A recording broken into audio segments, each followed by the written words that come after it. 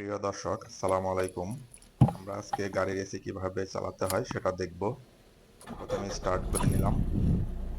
Start করার পরে আমরা এসির যে সুইচগুলো আছে সেগুলোর সাথে পরিচিত হয়ে নেব। এটা গাড়ির এসি চালানোর জন্য সুইচ। তারপরে এটা দিয়ে বাড়ানো কমানো হয়। এটা দিয়েও স্টার্ট করা যায় এসি। এসিটাকে আমরা চালু করে নেব।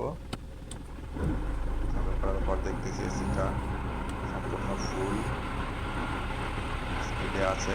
এটাকে আমরা একটু কমিয়ে নিব। এটা দিয়ে কমাতে হবে। ব্যাস, কমিয়ে নিলাম। আবার যদি বাড়াতে চাই তাহলে উপরেরটা চাপ দিব, বাড়তে থাকবে।